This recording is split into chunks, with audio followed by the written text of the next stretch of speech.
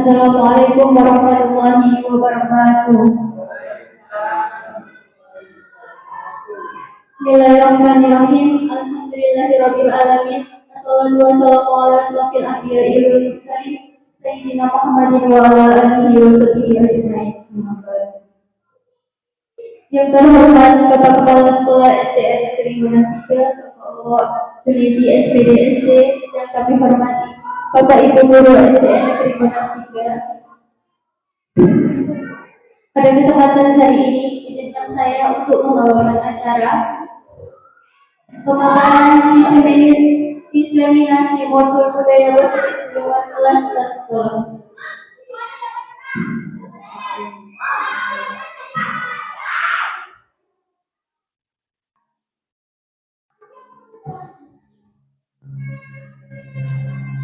Pada kesempatan hari ini, izinkan saya untuk membawakan acara pada pemaparan budaya positif di lingkungan kelas dan sekolah yang akan dibawakan oleh narasumber kita, yaitu Bapak Warnaba SPD. Untuk usulan acara pada hari ini, yang pertama pembukaan, yang kedua sambutan kepala sekolah SD Negeri Gunung 3, yang ketiga pemaparan sosialisasi budaya positif di lingkungan sekolah, dan yang keempat yaitu penutup. Untuk mengawali kegiatan pada hari ini, mari kita buka dengan bacaan basmalah. Bismillahirrahmanirrahim. Terima kasih kami sampaikan. Acara selanjutnya yaitu sambutan dari Kepala Sekolah SD Negeri Gunung 3 kepada Bapak Wali Junedi SPD SD, kami persilakan.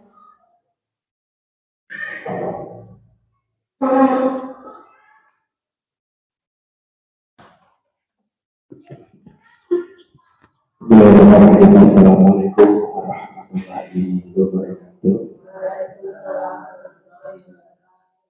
Alhamdulillahirabbil alamin.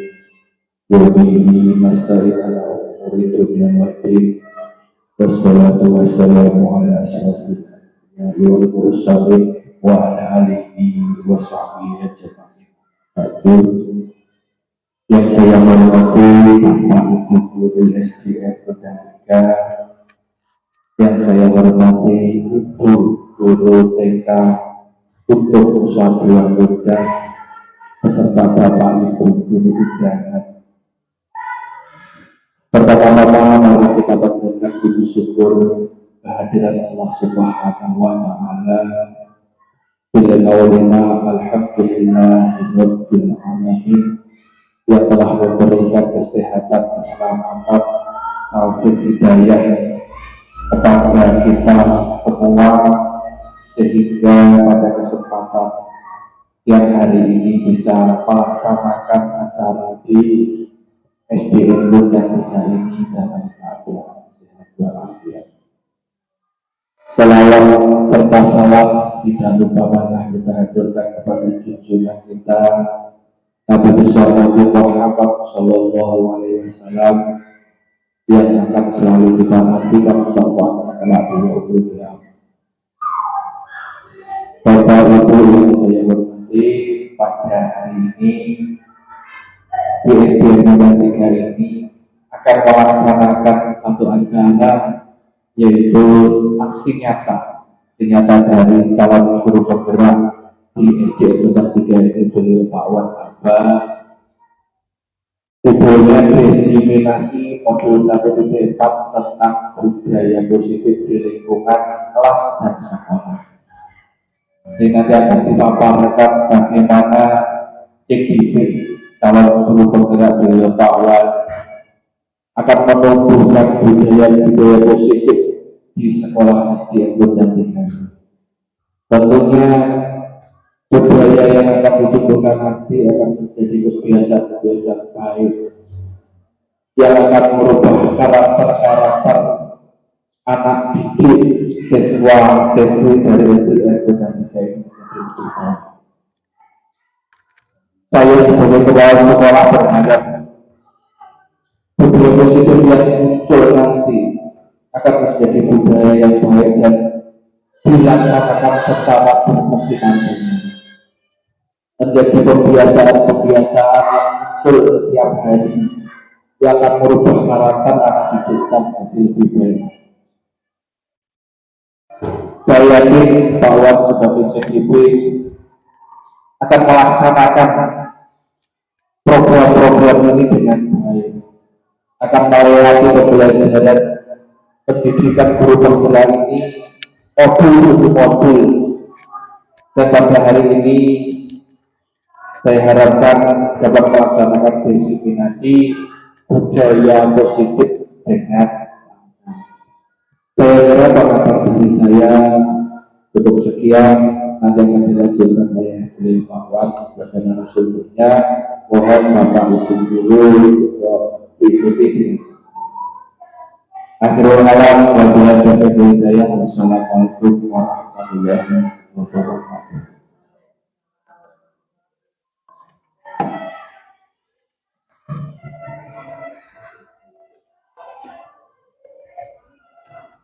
Terima kasih kami sampaikan kepada Bapak O di SPDSD.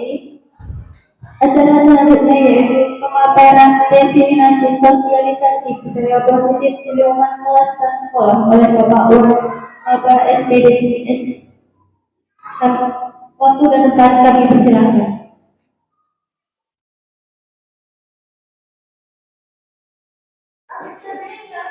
Assalamualaikum warahmatullahi wabarakatuh.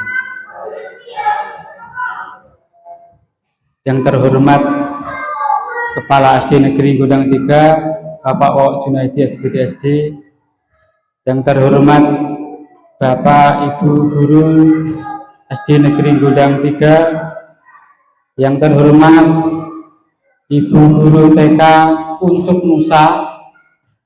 Nusa Islam yang dapat hadir pada siang hari ini. Puji syukur alhamdulillah pada pagi hari ini kita dapat berkumpul untuk melaksanakan sharing diseminasi bagaimana proses budaya positif itu terlaksana di sekolah. Kedua kalinya salam semoga tetap tercurahkan pada junjungan kita Nabi Agung Muhammad SAW. Semoga kita mendapatkan syafaat besok di yaumil qiyamah. Allahumma amin. Hadirin yang saya hormati, pada pertemuan kali ini kita akan membahas ini ya, diseminasi modul 1.4 budaya positif di lingkungan kelas dan sekolah. Diseminasi itu merupakan proses pembelajaran ya, jadi prosesnya bagaimana, kemudian pelaksanaannya bagaimana, kemudian evaluasinya bagaimana, begitu ya, jadi melalui proses. Tentu materi budaya positif sangat berat ya. Kalau berbicara ngomong materi itu mudah, tapi saat pelaksanaan itu yang paling berat ya. Ya, karena merubah budaya positif sangat sulit. Untuk itulah kita belajar bersama ya. Mungkin saat saya mempelajari modul 1.4 budaya positif ini begitu berat, saya berkaca ya, seolah-olah materi pada modul 1.4 ini menjadi kaca, menjadi cerminan bagi saya. Apakah saya ini sudah melakukan positif atau tidak, gitu ya. Nanti kita bersama-sama untuk membahas begitu ya. Kita membahas bersama-sama. Nanti banyak materinya. Nah, izinkan saya nanti untuk memaparkan 1 jam lebih ya. Bisa?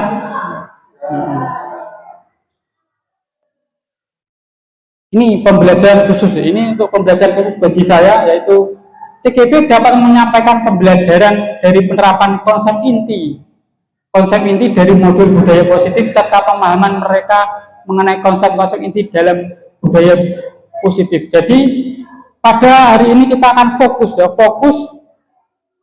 berdiskusi dan sharing, berbagi pengalaman.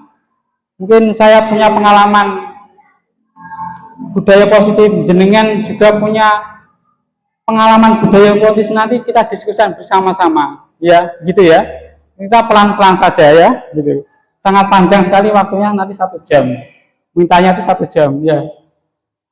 Catatan, budaya positif itu dapat membantu murid belajar dengan aman dan nyaman sesuai filosofi Ki Hajar Dewantara. Jadi intinya budaya positif ini hanya tujuannya intinya itu mengarah ke murid ya, murid dan murid. Jadi pembelajaran CGB itu ya mulai dari modul 1.1, 1.2, 1.3, 1.4 ini muaranya adalah murid.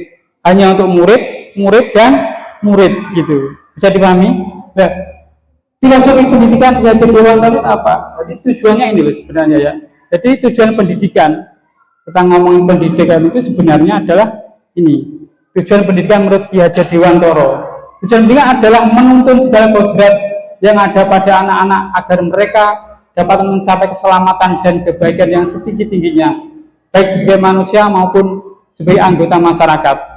Oleh sebab itu, pendidik itu hanya dapat menuntun tumbuh atau hidupnya kekuatan kodrat yang ada pada anak-anak agar dapat memperbaiki lakunya, bukan dasarnya hidup dan tumbuhnya kekuatan kodrat alam. Jadi inti dari pendidikan itu ini ya, ini menurut Ki Hajar Dewantara, bukan menurut Pak Wan Laba, bukan, tapi ini menurut Ki Hajar Dewantara. Jadi anak-anak itu kita bimbing ya, kita ajari matematika, kita ajari akhlak, kita ajari tentang karakter, kita ajari tentang budaya positif. Sebenarnya ada ini ya, untuk mencapai keselamatan dan kebahagiaan yang setinggi-tingginya, gitu ya. Untuk mencapai keselamatan dan kebahagiaan yang setinggi-tingginya itu muaranya ya. Bisa dipahami Bapak Ibu? Oleh karena itu pendidik itu hanya dapat menuntun. Ini ada kata kunci adalah menuntun. Menuntun itu berarti guru itu tidak dapat membentuk anak sebagai pinter, tidak, tapi hanya menuntun. Oh, mungkin anak satu ini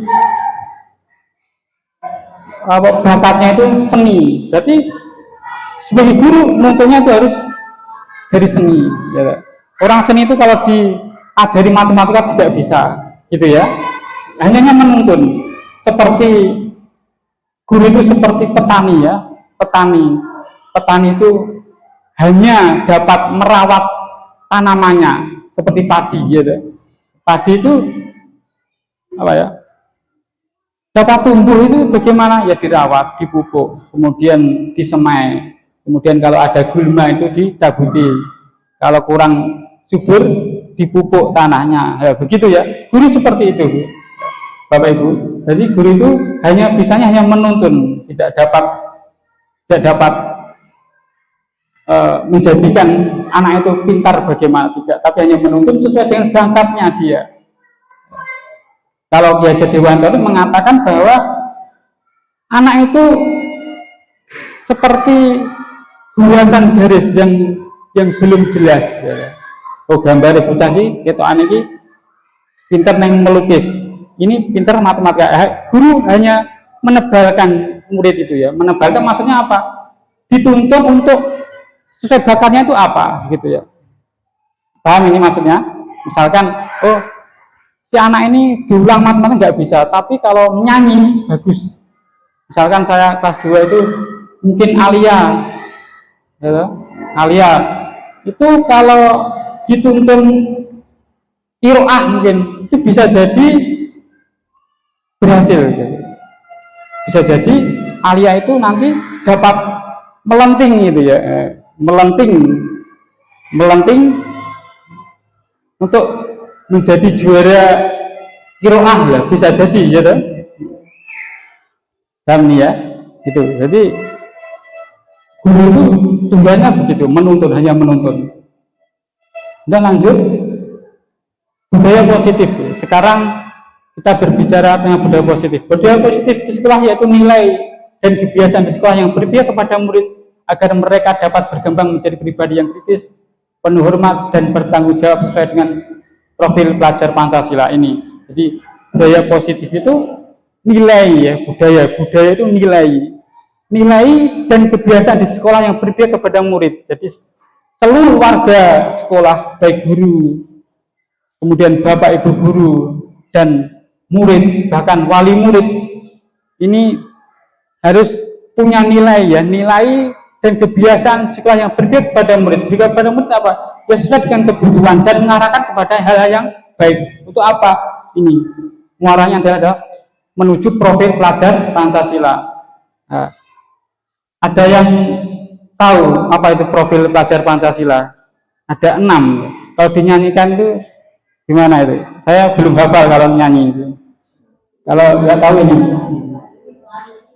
ya ini.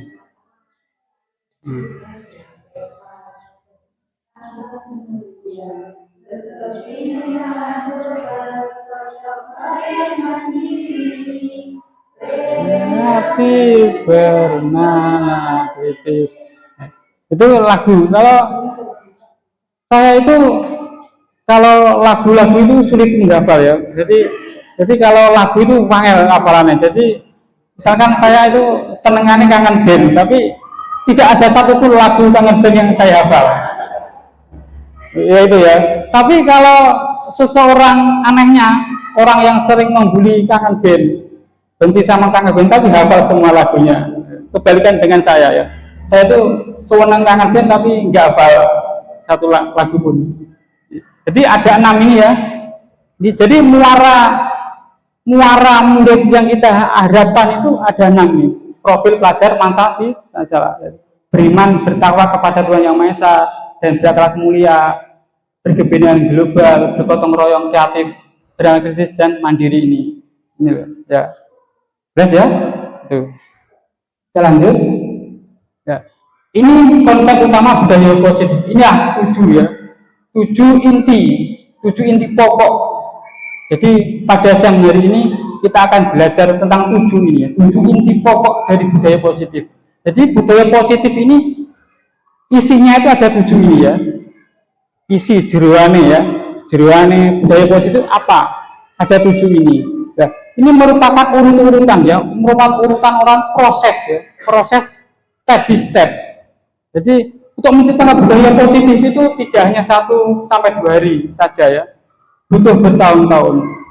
Bahkan kalau saya analisa itu, kalau membaca lingkungan ini membutuhkan bertahun-tahun dengan syarat budaya positif itu diterapkan secara konsisten dan istiqomah.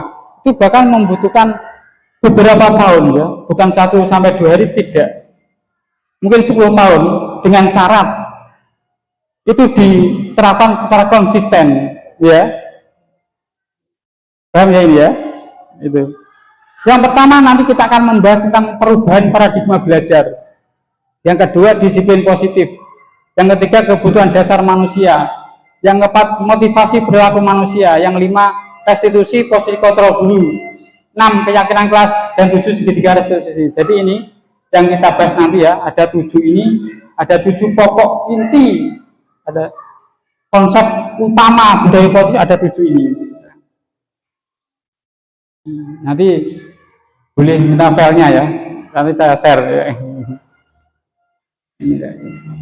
Yang pertama, perubahan paradigma belajar. Jadi dalam membangun budaya positif, sekolah dapat menyediakan lingkungan yang positif, aman dan nyaman agar siswa mampu berpikir, bertindak dan mencipta dengan merdeka, mandiri dan bertanggung jawab. Disiplin sangat berkaitan dengan kontrol guru terhadap siswa ini. Jadi perubahan itu untuk membangun budaya positif itu, jadi seluruh komponen, seluruh warga sekolah ini harus menyediakan ya, harus menyediakan lingkungan yang positif. Intinya begitu ya, menyediakan lingkungan positif yang bagaimana ya, kita nanti kaitannya kan dengan di bawah itu ya, ada restitusi, ada keyakinan kelas, ada keyakinan kelas ya, ada kesepakatan kelas. Nanti itu prosesnya itu begitu ya, ada proses untuk menuju apa, sekolah dapat menyediakan lingkungan yang positif itu ada prosesnya itu. Yang intinya untuk budaya positif adalah sekolah itu menyediakan lingkungan yang positif, aman, nyaman agar siswa mampu berpikir, bertindak dan mencipta, merdeka, mandiri dan bertanggung jawab. Jadi ini tugas kita ya. Contohnya bagaimana Pak? Contohnya misalkan untuk menciptakan budaya positif di sini, mungkin Bapak Ibu guru sudah membuat keyakinan kelas, sudah membuat peraturan kelas, membuat tata tertib, gitu ya, membuat program-program pembiasaan, gitu, Senin sampai Sabtu itu merupakan contoh ya, contoh bahwa sekolah itu menyediakan program-program. Jadi sekolah itu menawarkan program untuk mengantarkan anak itu menuju ini ya, menuju lingkungan yang positif ini. Lanjut. Ini ada permainan. Ini pernah kemarin saat Bu Novi memaparkan sosialisasi ini ya, yang diperankan oleh Bu Susi dan Bu Rini. Jadi Bu Rini memegang sebuah kertas, di mana kertas itu dianggap paling berharga, ya toh? Ya, gitu kan? Ini saya baca ya. Ada A dan B, Anda dan teman Anda. Saudara cari kertas kecil, tuliskan benda atau sesuatu yang sangat berharga untuk Anda. Letakkan di salah satu tangan Anda dan genggam benda sesuatu tersebut dengan segala daya. Buatlah sebuah kepalan. Jadi ini, jadi misalkan saya menulis disobekkan kertas dan kamu tulis, misalkan sesuatu yang berbeda itu apa? Mungkin suami atau istri atau mobil atau emas, ya kan? Mungkin kekasih, ya, itu ditulis di kertas kemudian genggam tangan, terus kemudian teman Anda B akan mencoba dengan sekuat tenaga dengan berbagai cara untuk meminta Anda memberikan benda tersebut. B bisa membujuk, mengancam, menghadik, merayu, menyuap apa saja agar dapat membuka kepalan tangan Anda. Apa yang terjadi? Ya kan, saya punya harta benda, misalkan Pak Jiro gitu ya, saya tulis di kertas, saya genggam terus, Bu Novi ini pengen marry gitu, dipek tak gewegem ya kan? Apa yang terjadi sebenarnya itu ada yang bisa mengira-ngira apa itu sebenarnya, hikmahnya apa itu dari kejadian ini, apa yang terjadi? Ada yang bisa? Bu Novi mungkin?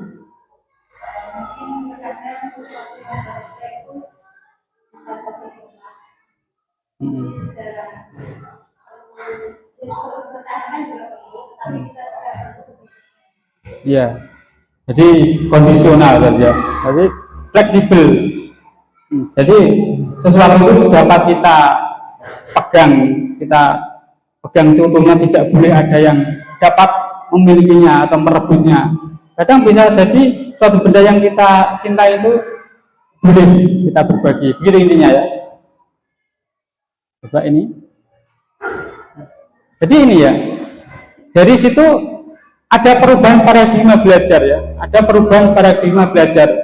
Ini sesuai dengan ilusi kontrol Dr. William Deser ini. Jadi ilusi guru mengontrol murid. Jadi sebenarnya anak itu tidak dapat kita kontrol sebenarnya ya. Misalkan begini, nah kamu kenapa saya kalau ajarin kok suka rame? Kalau kelas 2 ini sukanya itu menggambar. Jadi kalau pas pelajaran matematika mesti senang gambar, bingung aku ngulang. Ya.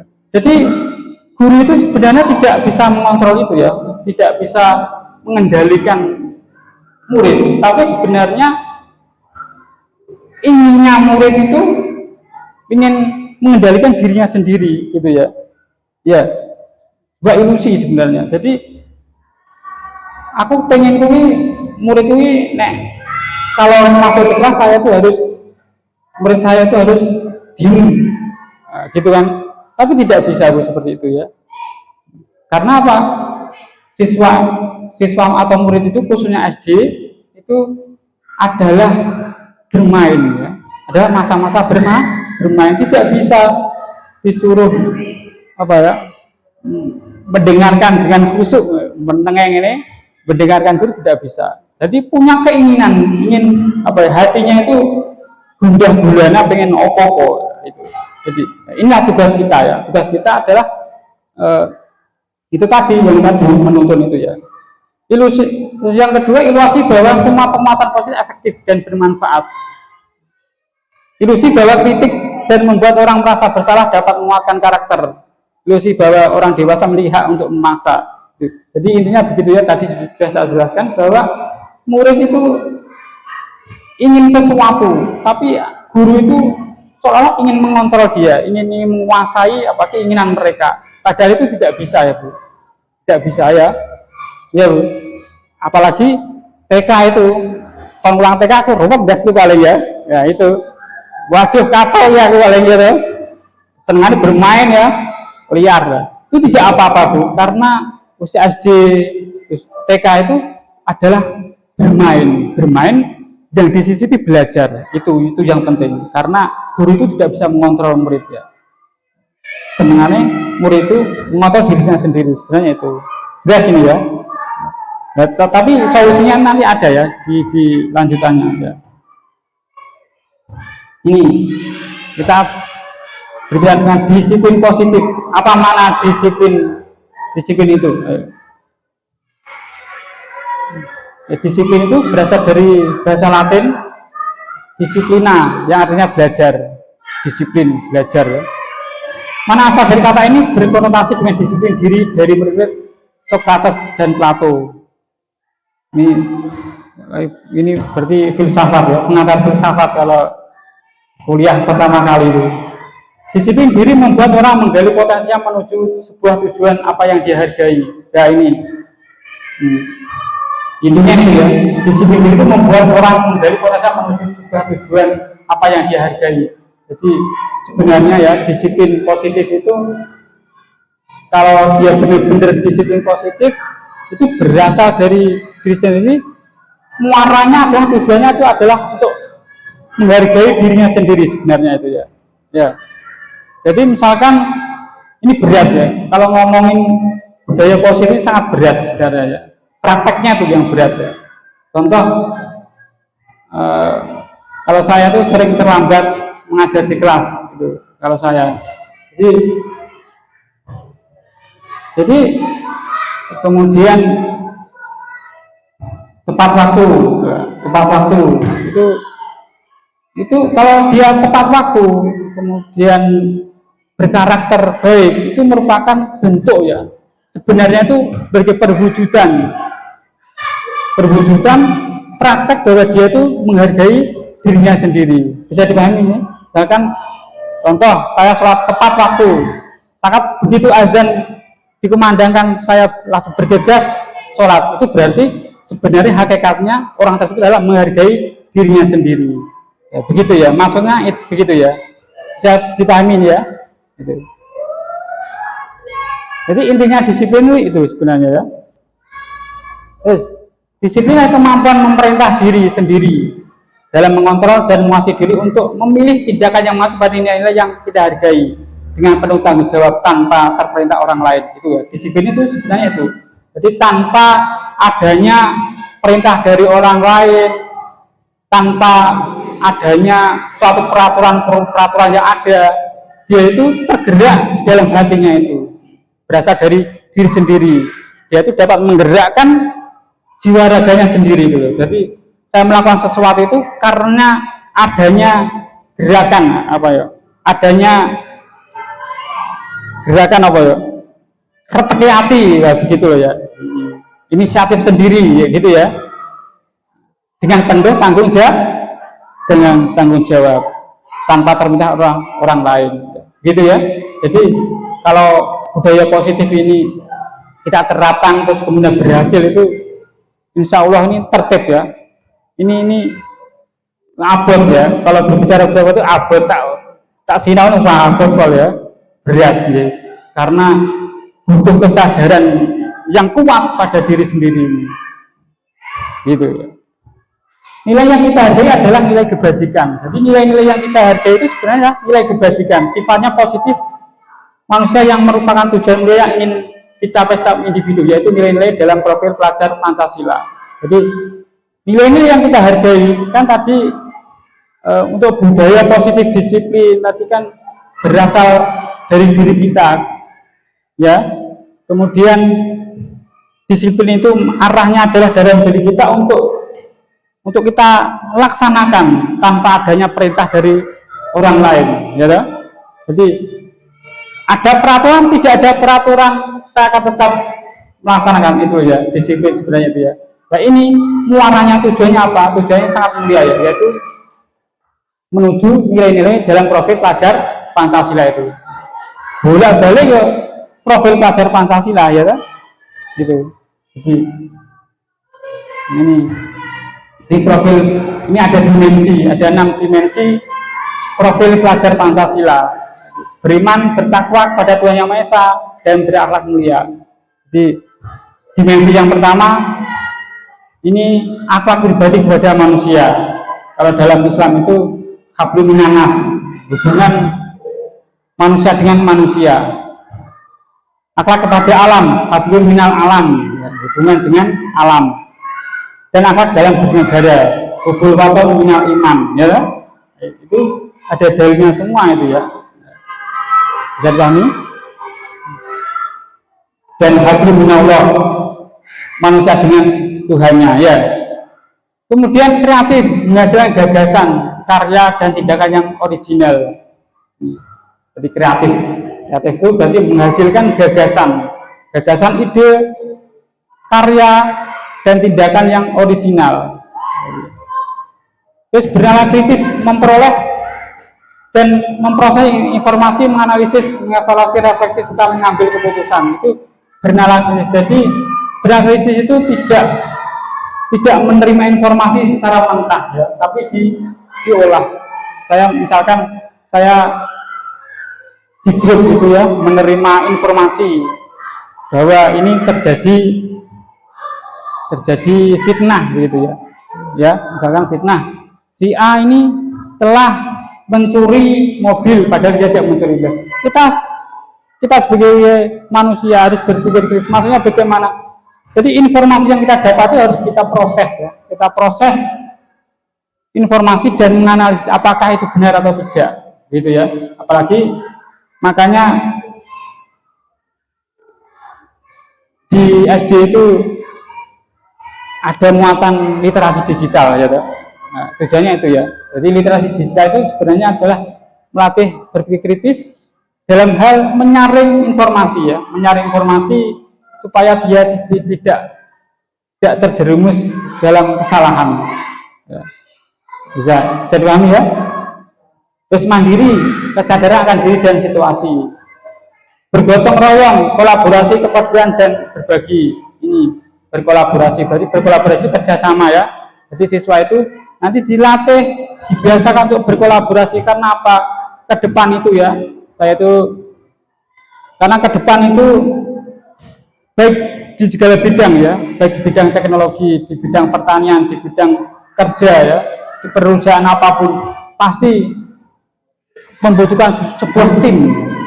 Tim itu kolaborasi kerjasama ya, toh? Ya.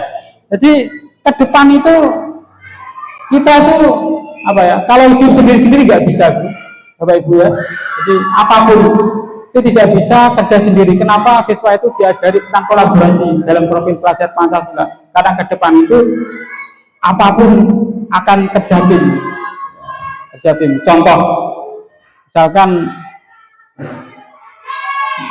cara gampangnya saya membutuhkan data dari siswa kelas 1 sampai kelas 6 misalkan gitu ya, membutuhkan nama siswa, nama orang tua gitu ya. Kalau saya 1 jam diminta untuk menyetorkan nama ibunya siswa, saya bingung gitu. Nah, maka kolaborasi ini dapat dilakukan dengan cara saya membuat Google Doc atau bisa Google Slide bisa, atau Google Screenshot juga bisa ya. Itu nanti linknya itu saya share ke guru-guru dan saya suruh mengisi dan data dia sendiri, dia dapat mengetik loh. Kerjasama tuh ya. Kalau 52 anak ini mudah, saya sendiri ngatasi gitu. Bayangkan kalau itu muridnya itu ribuan. Misalkan saya itu ngajar di SMP dulu, muridnya itu 32 kali 6 kali 3 berapa ratus itu ya. Kalau operatornya ngisi siji-siji kan bingung gitu. Nah, akhirnya wali kelas itu dikirimi link untuk mengerjakan itu. Itu kolaborasi ya, dengan cepat sekali ya. Bisa dipahami ini? Atau biasanya misalkan kamu, misalnya Bapak Ibu guru mau daftar seminar, pernah daftar seminar? kan biasanya mengisi link Google Form itu ya, nama, alamat itu. Ini sebenarnya kolaboratif ya Bu. Jadi panitia tidak perlu susah payah untuk apa ya, menulis nama Bapak Ibu, tidak perlu menulis alamat jenengan, tidak perlu menulis tanggal lahir, tidak perlu. Cukup dikirimi Google Form, dia cukup dia ngisi sendiri. Ribuan orang itu terekam ya. Ya, itu canggih ya Bu. Paham ini ya? Ke depan begitu Bu ya. Teknologi digital semacam itu. Jadi 20 tahun lagi itu sekarang itu digital ya, digital semua, nggak ada paperless, nggak ada, langsung digital kabeh. Belanja paling yang biasa set gitu ya. Belanja di Indomaret dan di cash biasa seret ya loh. Gitu. Pakai iris, debit langsung ya loh. Transfer ya loh. Ya. Beli saham mungkin. Beli saham nggak perlu ke kantor BI, langsung lewat aplikasi ya gitu ya. Itu sekarang teknologi canggih ya, gitu ya. Kedepannya seperti itu. Terus dimensi selanjutnya berkebudayaan global, mengenal dan menghargai budaya dan tanggung jawab terhadap pengalaman kebinekaan ini. Jadi ini budaya kita dilestarikan. Saya bolak-balik ngomong kemarin waktu visi ya, budaya itu perlu kita lestarikan karena bisa jadi budaya kita itu diambil orang gitu ya. Contohnya Riak Ponorogo itu hampir diambil oleh Malaysia, diakui ya. Jadi budaya yang ada di daerah itu bisa kita itu patenkan gitu ya, di hak cipta ya, hak cipta. Buku itu loh ya, kalau jenengan menulis buku itu ya, itu juga ada hak ciptanya, kemudian di ISBN kan ya, supaya itu memperoleh royalti, memperoleh pengakuan bahwa itu adalah buku milik jenengan ya. Jadi budaya misalkan di sini budayanya sukanya jaranan ya, itu seharusnya jaranan itu harus didaftarkan di UNESCO ya, di PBB sana ya, di PBB sana, supaya apa, ini dapat meminimalisir pengakuan dari negara lain. Mungkin batik Bojonegoro, Tari Tengger itu seharusnya di hak ciptakan ya. Lanjut, itu adalah profil pelajar Pancasila. Jadi itu muaranya disiplin itu muaranya di sini, menuju murid itu menuju profil pelajar Pancasila ini. Lanjut, ini yang ketiga, kebutuhan dasar manusia. Jadi Bapak Ibu, kita sering menjumpai kenapa tuh anak itu sering kadang menjauhi teman, sering rame, gitu. Oh, macam-macam ya Bu ya, macam-macam, unik. Sebenarnya murid melakukan sesuatu itu karena ini loh, untuk memenuhi kebutuhan dasar, dasar. Jadi murid itu pada dasarnya adalah perlu ya, membutuhkan suatu kebutuhan dasar supaya bisa terpenuhi. Itu. Di realitas kebutuhan setiap orang itu berbeda. Contoh, si A ini kenapa kok mengoyong ya, merebut bekalnya teman, dan bisa jadi dia itu membutuhkan makanan karena dari rumah belum sarapan ya. Jadi anak-anak itu yang rame kemudian nangis, kok diem baik, diterangkan itu nggak mau, itu pada dasarnya pada saat proses pembelajaran itu murid itu meminta sesuatu ya, kebutuhan dasar itu belum terpenuhi pada saat pembelajaran itu. Jadi jangan langsung dimarahi ya, Bu ya. Oh iya, ini terang ngantuk gini yo. Kayak aku bilang, tak terang kemarin ya. Saya tuh aliyah itu mulai kelas 1 sampai kelas 2 itu ya. Maksudnya kan jam 1. berangkat setengah 2, duduk paling depan, langsung tidur sampai jam 3, terus sampai 2 tahun seperti itu. Saya tidak dimarahi ya Bu. Saya itu tidak dimarahi oleh Bapak Ibu guru saat waktu saya aliyah SMA. Karena Bapak Ibu guru saat aliyah itu mengerti saya itu kerja ya, ikut dalam Mbah Yai. Jadi saya itu kerja ya. Mulai subuh sampai jam 12 itu kerja terus di sawah. Ya masak ya loh. Ngopeni wedhus ya, ngarit sembuaran, derep dereng terus apa? Matun ya. Matun hosrong ya, hosrong gelap ini sudah biasa ya. Jadi saat apa ya, sekolahnya tidur, nggak ada yang berani memarahi saya ya loh. Karena mungkin saya itu muridnya Mbah Yai, nggak wani ya loh. Mungkin begitu ya. Karena Bapak Ibu guru di sekolah saya itu gurunya itu nggak perlu bayaran, bayaran mau.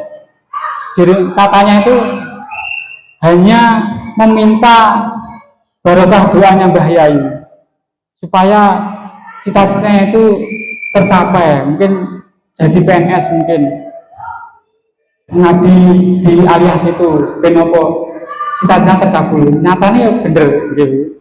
Wedi karo Mbah Yai biyen ya itu.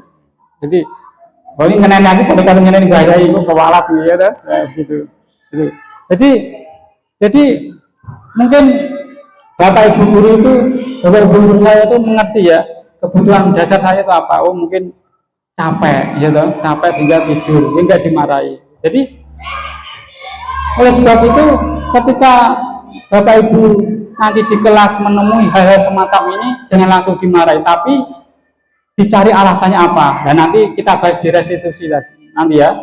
Dan nanti proses ini nanti akan dibahas pada restitusi. Bagaimana anak itu kok melakukan sesuatu kesalahan itu sebabnya apa? Kita dicari dengan cara restitusi. Nanti di poin selanjutnya ya Bu ya.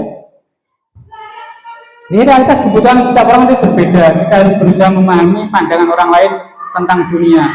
Setiap orang memiliki gambaran yang berbeda. Itu ini ya. Jadi kebutuhan dasar itu ada berapa ini? Cinta kasih diterima, ada penguasaan, kebebasan, kesenangan, survival. Ini ada kasus. Ini contoh ya. Saya bacakan. Ini langsung kasus itu ya. Ini kasus tentang kebutuhan dasar manusia. Jadi kalau ada kasus di kelas jenengan itu tidak boleh dimarahi. Kalau saya dulu gak gemerjana langsung tak sawuna ini takut anjir ya. Dulu ya, saya itu kerang ya dulu itu ya. Saya itu dibenci ya. Dulu itu saya itu guru matematika paling dibenci oleh semua murid.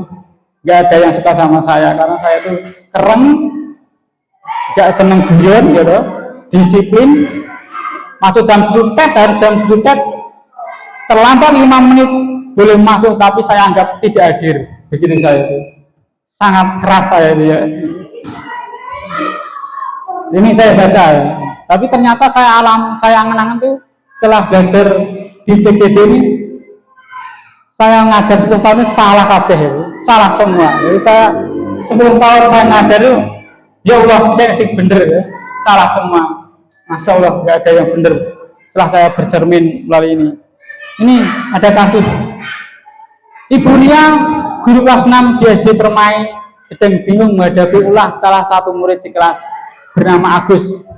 Beberapa anak telah datang dan mengeluhkan Agus yang seringkali meminta bekal makan siang mereka dengan paksa. Jika Anda menghadapi situasi seperti Bu Ria, apa yang akan Anda lakukan? Menurut Anda, kira-kira apa alasan Agus melakukan hal itu? Nih, kan jenengan misalkan ini Bu Ria menemui punya murid Agus, bagaimana yang akan kamu lakukan? Apakah kamu langsung bersemeni, langsung tak hukum, kamu telah mengoyok, merebut bekalnya temanmu, silakan berdiri di bawah yang bendera, apakah begitu? Kita harus cari tahu ya. Ini kasusnya apa lagi? Ini ya. Menurut Anda kira-kira apa alasan Agus melakukan hal itu? Ayo. Jenengan misalkan Buria itu bagaimana? Ayo. Apakah binjir atau bagaimana? Ayo. Bagaimana? Ayo. Buria, guru kelas 6 SD Permai sedang bingung menghadapi ulah salah satu murid bernama Agus. Beberapa anak setelah datang dan melukan Agus yang seringkali minta bekal makan mereka di masa. Jika Anda menghadapi situasi seperti Buria, apa yang akan Anda lakukan? Apa yang Anda lakukan?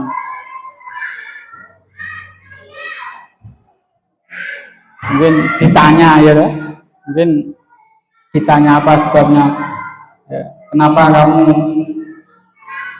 merebut bekalnya, kemudian apa kira-kira Agus melakukan itu. Nah, kita harus cari tahu Agus ini kenapa kok bisa merebut itu, kenapa lah. Mungkin bisa jadi Agus ini di rumah itu belum sarapan, ya. Atau bisa jadi orang tuanya, bapak ibunya kerja, berangkat jam 4 pagi, kemudian si Agus ini nggak mau sarapan, tiba di sekolah lapar, merebut bekalnya. Itu bisa jadi ya, ada bermacam-macam sebab. Nah, tugas guru ini loh ya, mencoba untuk menggali persoalan. Jadi dari positif ini saya mendapat ilmu baru ya ternyata ya. Jadi segala sesuatu yang ada dalam murid itu ada hikmahnya ternyata ya, ada hikmahnya. Perlu kita gali, perlu kita ketahui. Ya baru ini ya. Jadi 12 tahun itu saya ngajar ya sembrono padahal ya. Nggak mau tahu saya. Kamu salah gitu ya. Ini coba. Nah ini ya. Dalam konteks penerapan disiplin positif, Ibu Ria sebaiknya mencari tahu alasan Agus melakukan tindakan tersebut agar mengetahui kebutuhan mana yang sedang berusaha dipenuhi Agus. Jadi sebenarnya Agus melakukan hal seperti itu kebutuhan dasarnya itu belum terpenuhi. Ya intinya begitu ya. Ya tidak hanya itu saja ya. Anak-anak rame, anak-anak merebut makanan orang lain, merebut balon. Kemarin kelas 2 itu balon direbut, miliknya Alia itu direbut balonnya, nangis. Bingung aku ya, waduh piye dia tuh. Tak boleh balonnya dia, saya cari, kemudian saya kasihkan lagi ke Alia, diem. Cara aku gunting gitu sekat ya, sebro ya, sekat. Tapi setelah ikut TGB ini, saya mulai belajar itu ya, berat ya Bu ya. Materi budaya positif berat sekali ya kalau ngomongin ini ngarep ini ya enak ya, tapi menerapkan itu loh ya, melakukan prosesnya itu loh. Jadi budaya positif butuh proses panjang ya Bu ya, prosesnya itu panjang. Mungkin ini ya kemungkinannya itu satu, Agus lapar dan Rona tidak membawakan yang bukan untuk makanan siang gitu ya. Bisa jadi Agus melakukan itu, Agus ini lapar ya toh ya. Coba seneni Agus jewet kuping pedet ya wis ya. Aku biasanya begitu ya. Jewet pedet ya. Saya itu begitu dulu. Tapi sekarang saya mulai belajar sabar gitu ke anak-anak. Ya mungkin teman-teman di sini nggak percaya kalau saya itu keren gitu. Mungkin papai-papai masuk keren gitu ya. Kayak masuk lemar-lemar masuk keren ya. Sudah saya dulu keras ya Bu ya. Saya itu dulu keras sekali. Saya sadar itu ketika saya ingat betul kenapa saya berubah itu ketika saya datang pertama menginjakkan kaki di Gondang 3 ini. Zaman Pak Tri itu ya, saya datang sini itu saya ingat saya menginjakkan kaki ini masih belum tapping, itu embet. Terus saya itu melihat kelas 1 kelas 2 kelas 1 itu kelas 1 kelas 2 eling anakku ya Allah, anak itu seperti anak saya, berarti saya itu harus menyayangi seperti anak saya. Begitu sadar saya itu ya. Sebelumnya itu saya belum sadar, pokoknya saya SMP nakal langsung sikat jebret gitu ya. Tapi begitu saya ambil kaki melihat anak itu yang sangat lucu ya, lucu, kemudian apa, gemesin gitu ya, itu saya dik ning ati iki. Ya Allah, aku nek cek kaya SMP terus cah SD kita jiwiri no, kode karo jiwiri anakku begitu ya. Saya itu membayangkan semacam itu dulu, betul ya. Saya kaget dek gitu ya dalam hati saya. Jadi kalau ada murid di kelas melakukan sesuatu hal, ditanyakan dulu ya penyebabnya apa, tidak langsung dijustis, langsung di apa ya, dicap ini bagaimana, tidak boleh, harus dicari tahu permasalahannya apa. Mungkin yang permasalahan atau apa ya, Agus melakukan itu, teman Agus itu jadi perhatian Agus, teman Agus jadi perhatian Agus, love and belonging. Mungkin bidoni kancane itu bisa jadi caper, cari perhatian, mungkin begitu ya, cari perhatian. Mungkin saya mengganggu anak kelas 6 mungkin ya, nah kalau tak ganggu mungkin aku ben piye ya, begitu bisa jadi gitu. Sing nong biasanya ya cari perhatian begitu ya. Nah wis gede ini cari perhatian enggak ya. Jadi intinya anak itu cari perhatian gitu ya. Teman aku jadi perhatian Agus. Jadi kadang nek SD gundung ya. Tapi ini SMP itu saya melihat oh kadang yang laki-laki itu menggodani cewek atau memamerkan sesuatu biar perhatian, biar meraih perhatian. Yang ketiga, dia merasa hemat karena temannya jadi takut dan menuruti keinginannya, power, kekuatan ya, atau penguasaan. Jadi misalkan Agus ini kuat, paling kuat, merasa hebat, dan temannya itu jadi takut, didendeni yang ya. Kalau saya ini saya kan orang penakut ya. Mungkin saya didendeni karo koncoku gitu. Awan, sanggup mundi, dipalaki istilahnya lah. Cara bahasa sekarang itu dipalaki gitu. Itu sebenarnya malak itu hanya apa ya? Seseorang pelaku dari malak atau memaksa itu sebenarnya dia memiliki kebutuhan dasar, yaitu ingin penguasaan gitu ya, penguasaan power. Dia ingin merasa hebat, saya itu hebat, jagoan, jagoan. Jadi kalau saya di SMP itu sering nyeneni sama murid saya, jangan sok jagoan sini, saya sering menyanyi gitu ya. Terus tak terang agama bereng, seorang jagoan itu adalah orang yang dapat menawan hawa nafsu begitu ya, itu. Kayak itu begitu. Terus yang keempat, Agus merasa bosan dengan bekal yang dibawakan orang tuanya karena selalu bekal yang sama. Bisa jadi Agus merebut itu bekal yang dibawa itu adalah itu saja ya, tidak ada variasi, tidak ada menu yang enak atau tidak ada menu yang gonta-ganti itu. Merebut temannya yang dikira enak itu bisa jadi ya. Terus yang kelima, Agus hanya iseng dan dia menikmati ekspresi wajah teman yang kesal. Bisa jadi Agus ini hanya untuk melihat ekspresi wajahnya. Nah, tak kerjain ini. Saya ini ngerjain Gunur ini bagaimana ekspresinya begitu ya. Hanya iseng saja ya toh. Lanjut. Ini tentang lanjut ke hukuman dan sanksi konsekuensi. Ini ada kasus lagi. Iva kurang menguasai pelajaran matematika sehingga pada saat pelajaran tersebut berlangsung dia lebih banyak berdiam diri atau menggambar di buku pelajarannya. Pada saat guru matematikanya Pak Seno menanyakan pertanyaan Iva menjadi gugup dan tak sengaja menjatuhkan tasnya dari kursi serta tiba-tiba menjadi gagap pada saat berupaya menjawab. Seluruh kelas pun tertawa melihat perilaku Iva yang bicara tergagap dan terkejut tersebut. Pak Seno pada saat itu membiarkan teman-teman IPA menertawakan IPA yang tergagap dan malu luar biasa, dan malam minta IPA untuk maju ke depan dan berdiri di depan kelas sambil menunjuk hidungnya karena tidak bisa menjawab pertanyaan Pak Seno. Kelas semakin gaduh dan anak-anak pun tertawa melihat IPA di kelas depan, melihat IPA di depan kelas memegang ujung hidungnya. Ini ada pertanyaan ya Bu. Ini ada kasus ini IPA ini ya.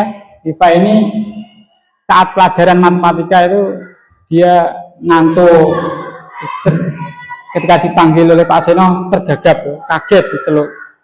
Jadi kan saya itu kalau di Alia itu sering tidur ya, kalau dipanggil Pak Guru jadi kaget gitu ya, karena sering tidur itu.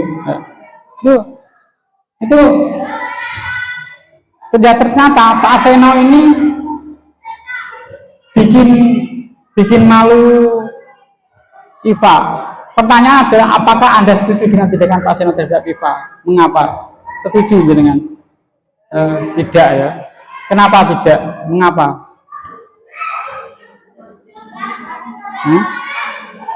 Membullying boleh. Terus mungkin Pak Seno ini dapat memberi efek negatif pada psikologisnya IPA itu ya, menjadi malu, minder gitu. Efeknya betul ya Bu. Kalau di bullying itu dampaknya itu sangat negatif terhadap psikologis anak. Jadi pokoknya saya tuh kalau belajar budaya positif salah kabeh ya, seperti itu.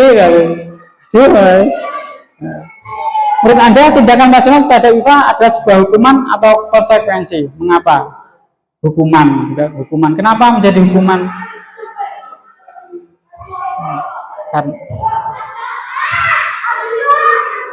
Kenapa? Ini. Jadi IPA tadi itu perlakuan Pak Seno itu merupakan hukuman ya, karena dampaknya itu ya. Dampak bagi IPA itu sangat luar biasa. Walaupun remeh itu hal yang remeh kalau kita pandang sekilas. Tapi kalau kita dalami itu nggak boleh ya. Itu sama artinya Pak Seno tadi memberikan rasa malu, memberikan dampak negatif terhadap psikologisnya IPA tadi, malu ya dan sebagainya. Ini identitas gagal. Ini ada tabel, ada 3 tabel. Ada identitas gagal dan identitas sukses. Hukuman ini ngarahnya ke negatif. Dan sukses disiplin. Disiplin itu nanti ada konsekuensi dan restitusi. Jangan hukuman begini. Hukuman itu kenapa negatif? Konsekuensi itu netral ya. Restitusi itu positif. Misalkan ini, hukuman sesuatu yang menyakitkan harus terjadi. Sesuatu yang menyakitkan harus terjadi. Seperti tadi, bisa jadi saat IPA tadi ya, ditertawakan teman-temannya, dan disuruh tunjuk hidung sama Pak Gurunya ya. Dia itu mungkin malu, bahkan bisa jadi hatinya itu sakit. Tidak nyaman, menjadi korban ketidakadilan. Itu ada banyak ya.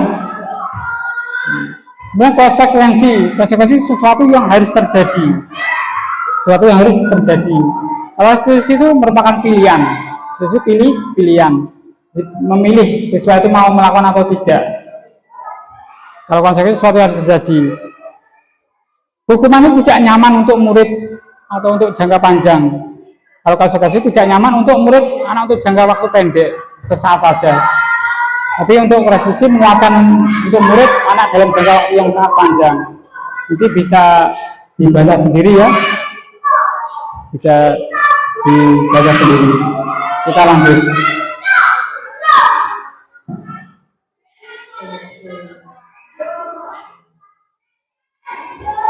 Yang kita bahas nomor 4.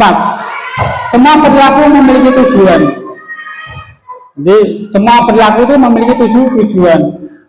Jadi kita sebagai guru, kemudian murid, semuanya ya, semua manusia itu perilakunya itu memiliki tujuan. Ini ada teori motivasi perilaku manusia. Teori teori motivasi perilaku manusia. Jadi motivasi itu dibagi menjadi dua, motivasi eksternal dan motivasi internal. Motivasi eksternal itu berarti dia melakukan sesuatu itu dari eksternal atau dari luar. Contoh, saya datang tepat waktu karena ada peraturan sekolah.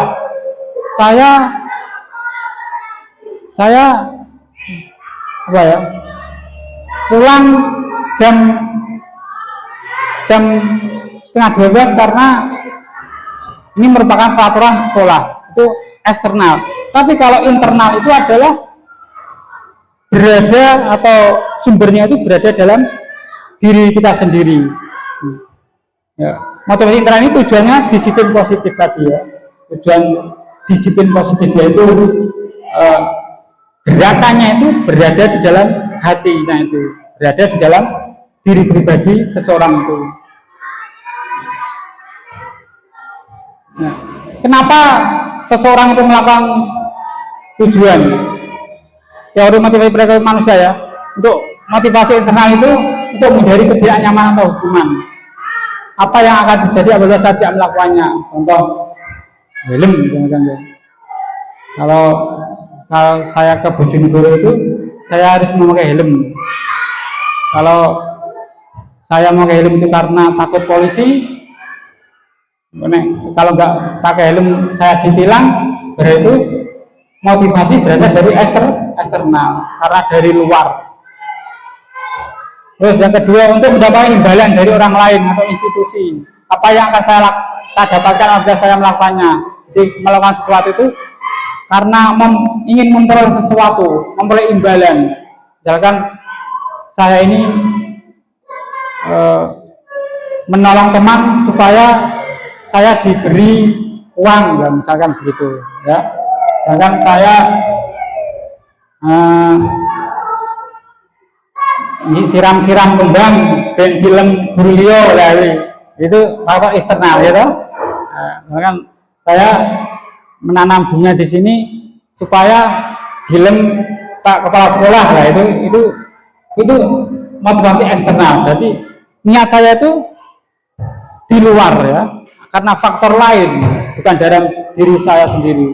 Bisa dipahami ya Bapak Ibu ya? Terus motivasi internal itu untuk menghargai diri sendiri. Saya akan menjadi orang yang seperti apa bila saya melakukannya. Jadi seharusnya kita melakukan sesuatu itu karena bersumber dari diri saya sendiri, berada karena dorongan diri kita sendiri, ya, itu namanya disiplin positif. Jadi saya melakukan sesuatu itu tidak karena apa-apa. Kalau dalam konsep Islam itu lillahi ta'ala, bahasanya ngono, kalau diterjemahkan itu ya, lillahi ta'ala karena Gusti Allah, begitu. Ibaratnya gitu. Jelas ini ya. Nah, kita berlatih. Mari berlatih hukuman atau konsekuensi. Lari mengelilingi lapangan basket 2 kali karena terlambat hadir di sekolah. Hukuman. Membersihkan coretan yang dibuatnya di meja tulis. Membersihkan coretan yang dibuatnya di meja tulis. Murid diminta untuk push up 15 kali karena tidak menggunakan masker ke sekolah. Hukuman. Menggantikan kertas tugas teman yang telah dicoret-coret. Berjemur di lapangan basket pukul 12 siang karena ngobrol dengan teman. Hukuman. Murid diminta bertelanjang kaki sepanjang hari karena tidak menggunakan sepatu warna hitam sesuai peraturan sekolah. Hukuman. Berdiri di depan kelas sambil mengangkat kaki satu karena tidak bisa menjawab pertanyaan. Hukuman. Saya itu juga bingung aslinya yang jawab. Kayak saya jawab aslinya ya. Materi motif budaya itu banyak ya Bu ya. Materi itu banyak sekali. Di antara modul 1.1, 1.2, 1.3 itu materi 1.4 itu sangat banyak sekali. Saya itu mumet ya, banyak sekali. Kita bisa bersama-sama kita lihat jawabannya apa. Nah ini dilari mengelilingi lapangan basket 2 kali itu hukuman. Misalnya cara yang dibuatnya di Indonesia itu konsekuensi karena sudah ada peraturan gitu ya kan. Di kelas ini mungkin ada peraturan kelas tidak boleh mencoret-coret meja, kalau mencoret berarti harus dihapus, dibersihkan, itu konsekuensi ya. Murid diminta untuk push up 15 kali karena tidak menggunakan masker sekolah, hukuman. Itu menyakitkan ya toh, menyakitkan. Dan kalau saya angen-angen itu hukuman itu nggak ada manfaatnya sama sekali ternyata ya. Ya. Kalau hukuman itu nggak ada manfaatnya, kenapa demikian? Karena setelah anak dihukum itu ya efeknya nggak ada, malah anak itu ya semakin nggak karu-karuan, gitu. Nggak ada tidak lanjut itu hukuman. Terus menggantikan kertas tugas teman yang telah dicoret-coret itu konsekuensi, diganti itu konsekuensi. Berjemur di lapangan basket hukuman ya. Yang konsekuensi hanya 2. Lanjut. Nah, ini restitusi ya. Ini restitusi posisi kontrol guru. Jadi guru ya. Jadi restitusi itu nanti saya jelaskan ya di slide selanjutnya. Jadi restitusi itu nanti guru ini memiliki posisi ya, memiliki posisi yang bagaimana seharusnya gitu ya. Jadi kalau kita amati guru ini kalau di klasifikasi diposisikan itu ada 5 posisi, yaitu penghukum, guru sebagai penghukum, guru sebagai pembuat merasa bersalah, guru itu sebagai teman, guru sebagai pemantau, guru itu sebagai manajer. Ada 5 ini.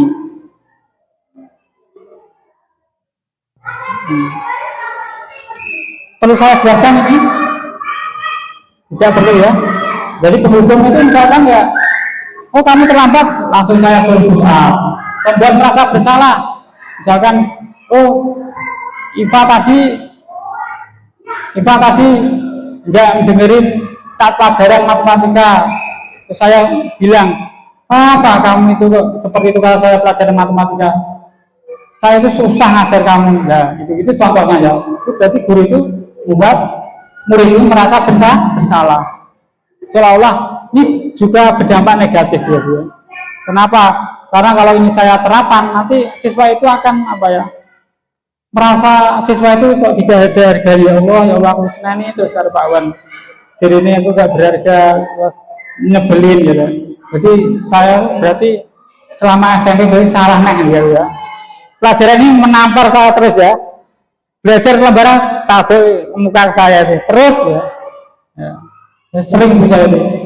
Kamu itu diulang matematika kelengah-kelengah. Jadi suatu saat nanti orang-orang penting itu pinter matematika gitu ya. Kamu itu apa itu sok jagoan begitu, saya itu bilangnya begitu.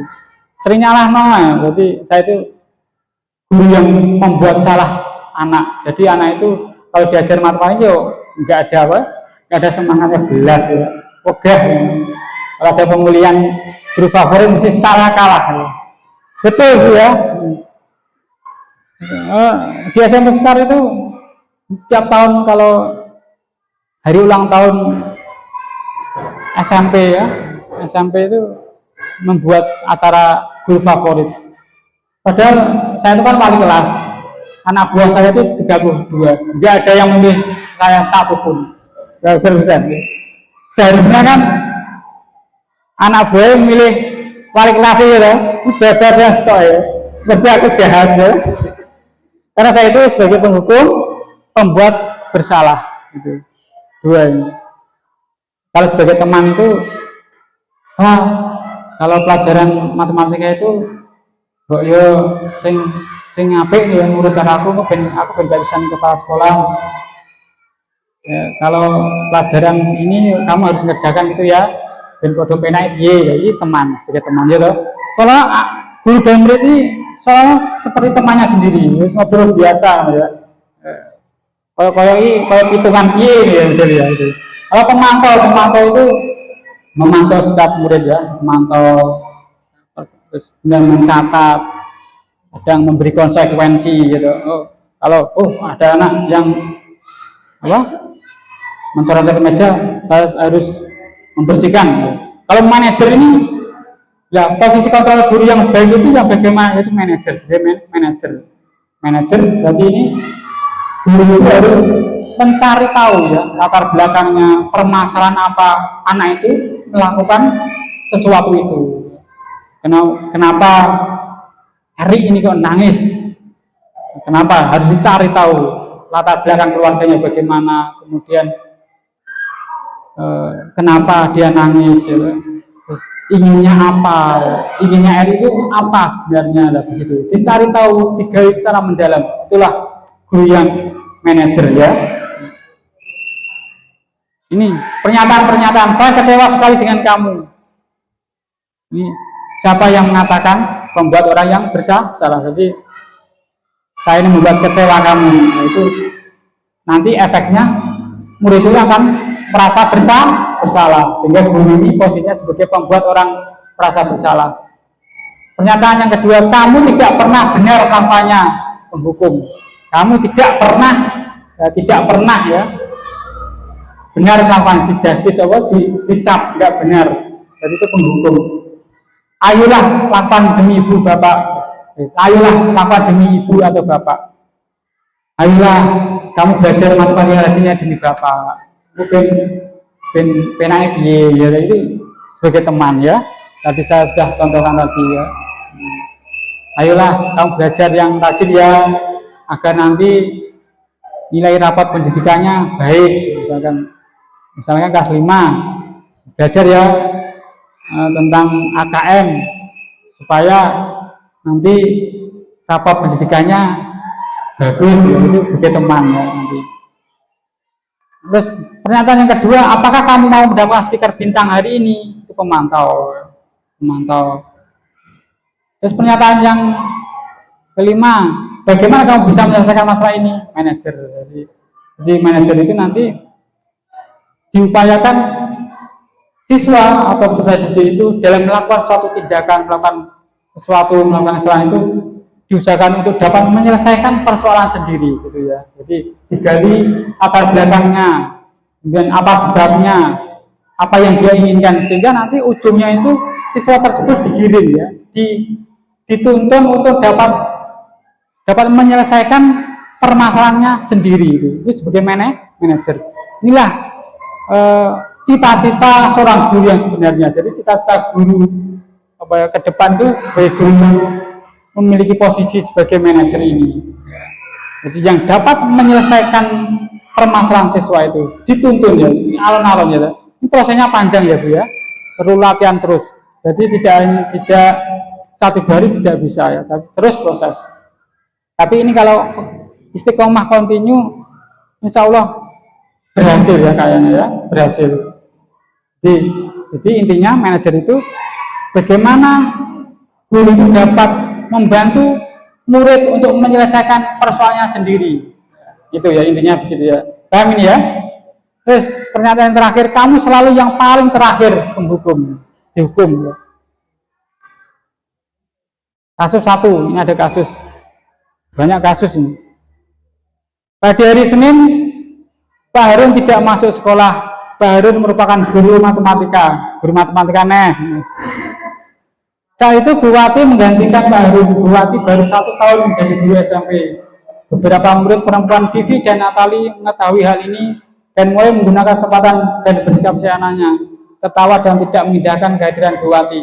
Bu Wati mencoba menyapa Vivi dan Natali dengan ramah sambil mengingatkan untuk tetap fokus pada tugasnya. Ayolah, tugasnya dikerjakan. Nanti ibu ditegur bapak kepala sekolah kalau kalian tidak mengerjakan tugas. Tolong bantu ibu ya. Namun Vivi dan Natali malah jadi tertawa. Ah, ibu santai aja Bu.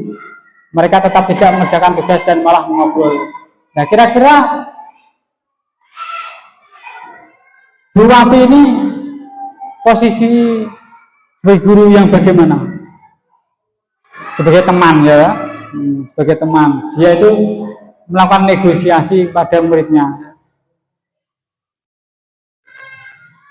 Kasus 2, Anto dan Dino sedang bermain bersama di lapangan basket dan tiba-tiba terlibat dalam sebuah pertengkaran adu mulut. Dino pun menjadi emosi dan mengadakan kontak fisik, menarik kemeja Anto dengan kasar sampai 3 kancingnya terlepas. Pada saat itu, guru piket langsung melerai mereka dan membawa mereka ke ruang kepala sekolah. Ibu Suti sebagai kepala sekolah berupaya menenangkan keduanya, terutama Dino. Dino, sepertinya kamu saat ini sedang marah sekali. Mendengar itu, Dino pun mengalir bercerita tentang kekesalan hatinya. Ibu Suti pun melanjutkan bahwa membuat kesalahan adalah hal yang manusiawi dan bahwa mempertahankan diri adalah hal yang penting. Namun, meminta Dino memikirkan cara yang mungkin lebih efektif karena saat ini Dino berada di ruang kepala sekolah. Ibu Suti melanjutkan bertanya tentang keyakinan sekolah yang disepakati serta apakah Dino bersedia memperbaiki kesalahan yang telah dilakukan terhadap Anto.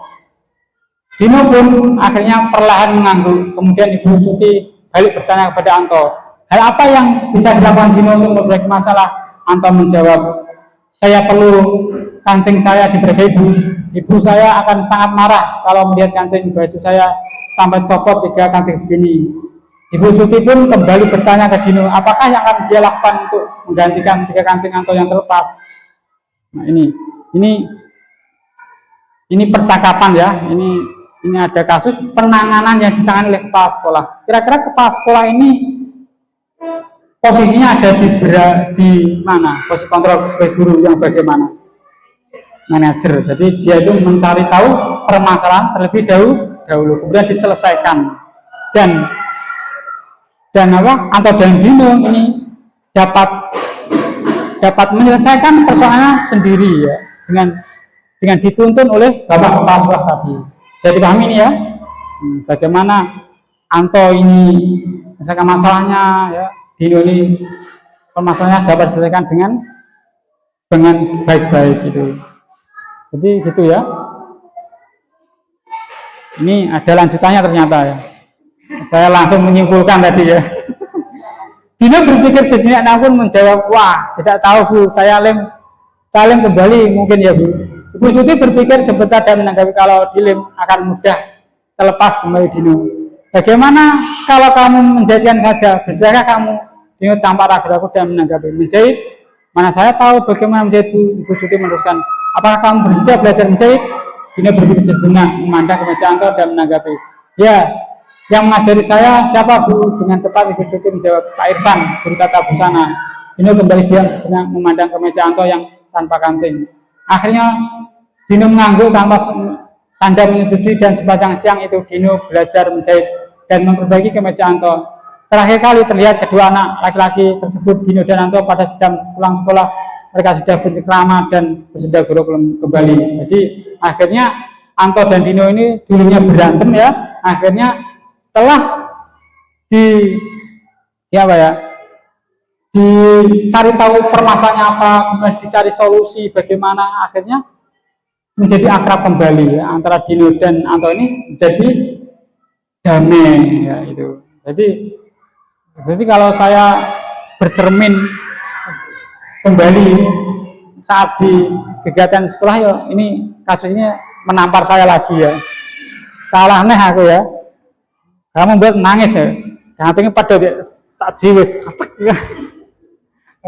Enggak boleh ya. Itu dicari solusinya bagaimana. Oh, ternyata di sini ada aset guru yang mengajar jahit dan tata busana. Berarti kalau nggak bisa ya disuruh belajar ke Pak Guru tadi gitu. Jadi dari kasus ini ternyata banyak hikmahnya gitu. Jadi teman buat Dino dan Anto tadi jadi damai, yang ngerusak kancing bajunya itu bisa jahit gitu, belajar jahit gitu. Ada hikmahnya ternyata kalau seorang guru itu sebagai manajer ya. Jadi pahami Bapak Ibu ya. Jadi intinya apa di sini? Jadi kelakuan murid ya, perilaku murid-murid yang ada di sini itu kalau kita bertindak sebagai manajer itu akan terdapat hikmah yang sangat besar sekali ya. Nah, begitu ya, hikmahnya sangat besar sekali. Ternyata dibalik di balik kenakalan anak itu terdapat hikmah yang besar bagi kita semua ya. Jadi tidak boleh langsung menghukum, tidak boleh. Dicari dulu apa masalahnya itu. Ini Roku yuk lagi ini ya, ikut CKB ini ya. Kalau dulu saya langsung sekat jebret gitu. Ini guru berbuat menghukum, ini menghukum, mengadik, menunjuk-nunjuk, menyakiti, menyindir. Jadi gagal. Jadi paling tidak itu kalau saya itu mulai belajar ini ya. Jadi penghukum ini sudah saya mulai buang ya. Kemudian membuat merasa bersalah saya buang. Apalagi saya ditugaskan kelas 2 ini apa ya? Semakin terasa ya. Kok yang momennya itu pas ya. Pas ikut CGB kok ngajak kelas 2. Andai kan saya nggak ikut CGB tak hajar ya. Nah itu ya. Nah itu. Jadi penghukum sudah mulai saya tinggalkan. Membuat merasa bersalah itu saya hati-hati betul ya. Cara bicara saya ke anak kelas 2 itu kan yuk lucu ya, lucu kemudian menyenangkan gitu ya. Gemes ini saya. Kalau lihat kelas 2 itu teringat anak saya itu ya. Jadi saya tuh mau melakukan kekerasan itu saya pikir-pikir itu. Pertama kali saya menginjakkan di SDN Gudang 3 ini baru sadar, ya Allah kok ini ya. Apalagi teringat pelajaran di CGB ini Brigade Dewantoro itu anak itu ya, misinya ke depan gitu ya. 20 tahun lagi anak-anak kita itu akan menggantikan posisi kita sebagai guru ya itu ya. Untuk saat ini mungkin saya masih mulai belajar ya menjadi posisi sebagai teman, belum bisa menjadi pemantau dan belum bisa menjadi manajer saya itu ya, masih sebagai teman saya ya. Dan teman pun masih proses belajar ya, masih belajar hanya 40%, kurang 60% setelah saya evaluasi itu. Jadi ini mungkin di sini saya ini perlu apa ya, perlu belajar dengan bapak ibu guru semua, karena dari SMP SD itu butuh adaptasi karena SMP itu kan pubertas, kemudian masa transisi ya dari anak-anak menuju remaja. Di SMA itu kan akhir balik itu transisinya luar biasa ya Bu, anak SMP itu. Jadi diberi peraturan apapun, misalkan peraturan baju masuk diseneni dilebok meneh, terus bapak ibu guru berjalan ke tempat lain itu sudah dilepas lagi, seperti itu terus berulang-ulang gitu loh. Ini dibutuhkan suatu kesabaran yang sangat ekstra itu SMP itu. Nah, itu saya itu keras seperti itu masih terbawa di sini ya. Semoga pembawaan saat di SMP itu hilang gitu ya. Lanjut ya. Ini jadi pemantau itu menghitung, mengukur, terus manajer itu mengajukan pertanyaan sampai ini ya. Jadi kalau sebagai manajer itu identitas berhasil sukses ya. Mengharapkan imbalan atau ketergantungan pada orang lain. Jadi kuncinya di situ. Kalau teman dan pemantau itu mengharapkan imbalan atau ketergantungan pada orang lain, kalau manajer itu menghargai diri sendiri, karena posisi seorang guru yang manajer itu nanti dampaknya pada murid itu adalah menghargai dirinya sendiri. Maksudnya apa? Dia itu dapat menyelesaikan dirinya sendiri dalam kehidupannya sehari-hari. Jadi melakukan sesuatu kebaikan itu tidak tergantung atau tidak karena adanya suatu peraturan, tapi memang betul di dalam hatinya itu saya melakukan kebaikan itu begitu ya. Ini perlu dilatih betul ya Bu. Dilatih supaya anak itu goalnya itu ke menghargai diri sendiri ini. Jadi mulai sekarang itu saya itu mulai belajar menuju maju, tapi apa abot ya abot ya. Berat. Ini keyakinan kelas. Lanjut poin ke-6, keyakinan kelas. Keyakinan kelas itu adalah nilai-nilai kebajikan atau prinsip-prinsip universal yang disepakati bersama secara universal lepas dari perbedaan agama, suku, negara, dan bahasa. Jadi keyakinan kelas itu memiliki nilai universal, nilai kebajikan universal yang diakui baik agama, suku, negara, dan bahasa. Artinya apa di sini? Nilai-nilai kebajikan itu tidak bertentangan dengan agama, baik Kristen, Islam, Buddha, Hindu, Konghucu, ya, itu tidak bertentangan. Nah, nilai kebajikan itu sama dan diakui bahwa itu nilai kebajikan. Selain itu juga suku, negara, dan bahasa itu tidak bertentangan sama sekali. Jadi satu kesatuan, itulah yang dimaksud dengan nilai kebajikan. Ya, nilai kebajikan yang bersifat universal itu merupakan keyakinan kelas. Menurut dosen, suatu keyakinan akan lebih memotivasi seseorang dari dalam intrinsik. Seseorang akan lebih bersemangat untuk menjalankan keyakinannya daripada hanya sekedar mengikuti peraturan. Jadi kalau suatu keyakinan akan lebih memotivasi seseorang dalam diri. Ini letaknya pada diri sendiri ya, keyakinan ya. Keyakinan itu ketakwuan gitu ya. Misalkan saya yakin bahwa la ilaha illallah Muhammadur Rasulullah, saya itu bertakwid bahwa tiada Tuhan selain Allah, itu keyakinan. Berarti berdasar dari intrinsik dalam dirinya sendiri. Kalau dia sudah motivasinya itu berasal dari dalam dirinya, tidak berasal dari eksternal, maka seseorang tersebut akan bersemangat untuk melakukan sesuatu.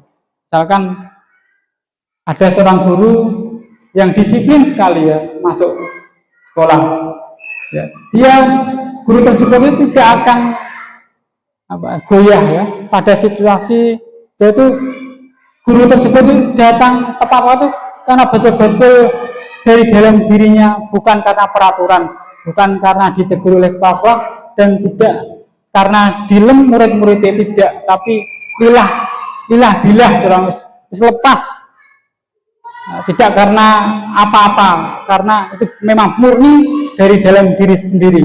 Inilah yang dimaksud dengan keyakinan kelas itu seperti itu. Jadi pahami ya, ini tingkatnya dhuwur, tasawuf bukan ya. Nah, itu ya. Jadi itu bersemangat tidak hanya sekedar mengikuti peraturan, tapi memang betul-betul murni dari dalam hatinya dia ya. Jadi pahami ya Ibu, ini pelajaran berat ini ya, ini abot ya. Ini ada diagram, ada peraturan kelas, ada keyakinan kelas, lingkungan positif, budaya positif. Ini ada urut-urutannya. Jadi kalau peraturan kelas, kemudian lebih tinggi lagi yang menjadi keyakinan kelas, terus keyakinan kelas nanti diaktifkan menjadi lingkungan yang positif. Nanti kalau ini bergerak semua, maka akan menjadi suatu budaya positif. Budaya positif tadi arahnya akan membentuk murid yang memiliki profil pelajar Pancasila itu. Berat ini ya dia. Ini peraturan ya. Peraturan itu selalu kebalikan. Misalkan ini peraturan, contoh selalu kembalikan buku ke tempatnya, itu peraturan. Ya, selesai belajar bukunya dikembalikan di buku, di rak buku, berarti itu peraturan. Kalau keyakinan kelas, nilai kebajikan itu tanggung jawab. Kalau saya kalau sudah belajar matematika, maka buku paketnya itu saya kembalikan di rak buku. Itu semata-mata karena dalam diri saya sendiri, yaitu tanggung jawab, merasa tanggung jawab. Jadi pahami ya, bukan karena peraturan kelas yang tertampang di kelas, bukan, tapi karena di dalam intrinsik diri anak itu, yaitu tanggung jawab tadi. Dilarang mengganggu orang lain, menghormati orang lain dan diri sendiri. Kalau peraturan itu dilarang mengganggu orang lain, bahkan di kelas ini ada peraturan mengganggu orang lain, maka keyakinan kelas itu dapat ditulis dengan menghormati orang lain dan diri sendiri dan seterusnya ya. Jadi intinya keyakinan kelas itu ditulis ya, ditulis dengan universal, mudah diingat, mudah dipahami ya, dan bersifat umum ya, dan positif. Kalimatnya itu berupa positif. Ya singkat-singkat saja. Tanggung jawab. Misalkan kamu dengan membuat keyakinan kelas di kelas ini, langsung saja tanggung jawab. 2, menghormati orang lain dan diri sendiri. Menghormati orang lain, keselamatan, itu saja. Nah, ketika ada perilaku di kelas itu nanti akan tampak ya kalau kita sandingkan dengan keyakinan kelas ini. Contoh, jenengan punya keyakinan kelas tanggung jawab. Ketika ada anak Anda tidak mengembalikan buku paketnya, maka anak ini teridentifikasi tidak tanggung jawab. Bisa dipahami ya? Gitu. Tapi kalau peraturan berarti selalu kembalikan buku di tempatnya kalau ditulis. Itu. Jadi nilai kebajikan itu ini ya, ada keselamatan, ada kesehatan gunakan masker, terus dilarang menggunakan narkoba, berarti kesehatan, dilarang melakukan kekerasan, keselamatan, menghormati orang lain dan sebagainya. Itu keyakinan kelas. Lanjut, pembentukan keyakinan kelas. Jadi keyakinan kelas itu bersifat lebih abstrak daripada peraturan, lebih abstrak. Lebih abstrak itu ya ideologis, bersifat ide yang lebih rinci dan konkret. Daripada peraturan yang lebih rinci dan konkret. Abstrak itu ya tanggung jawab tadi loh, tanggung jawab itu sing piye itu. Abstrak ya. Keyakinan kelas berupaya pernyataan universal. Pernyataan keyakinan kelas dibuat dalam bentuk positif. Tadi sudah saya sampaikan tadi ya. Keyakinan kelas sebenarnya tidak terlalu banyak sehingga mudah diingat dan dipahami. Keyakinan kelas sebenarnya sesuatu yang dapat diterapkan di lingkungan tersebut. Semua warga kelas ikut berkontribusi dalam pembuatan keyakinan kelas lewat kegiatan curah pendapat. Bersedia meninjau kembali keyakinan kelas dari waktu ke waktu. Ya, boleh direvisi ya. Boleh. Jadi intinya itu keyakinan kelas itu ini ya, acuannya ya. Rambu-rambunya dalam membuat keyakinan itu, rambu-rambunya ada di sini itu. Nah, ini contoh.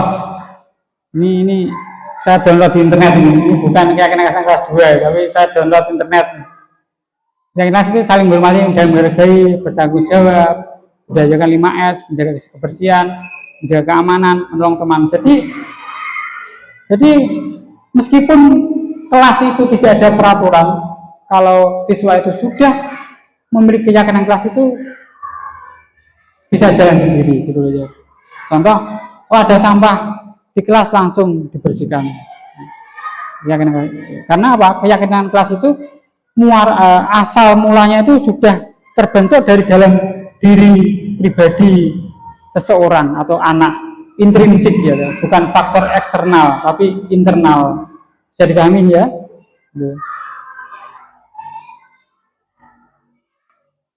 Ini 7, ini materi yang terakhir. Waktunya ada 1 jam dulu. Lebih. Kalau kurang nanti nilaiku dilihat Pak Fasil. Yang ketujuh, segitiga restitusi ini loh. Segitiga restitusi ini adalah proses menciptakan kondisi bagi murid untuk memperbaiki kesalahan mereka sehingga mereka bisa kembali pada kelompok mereka dengan karakter yang lebih kuat. Jadi ini. Jadi seorang guru tadi kan kita sudah belajar tentang posisi guru sebagai manajer ya toh. Nah, inilah kalau dia seorang guru itu sudah memiliki posisi sebagai manajer, maka segitiga restitusi ini akan mudah kita terapkan ya. Kalau saya perhatikan segitiga restitusi ini, saya ini tampar lagi ya Bu. Saya itu hanya menanyakan kenapa kamu melakukan kesalahan, bisa jadi saya itu belum melakukan restitusi sama sekali ya. Karena segi restitusi ada tiga macam. Bahkan selama 10 tahun ini, bahkan saya itu belum pernah itu. Pokoknya anak salah langsung tak sikat ya. Jadi ini.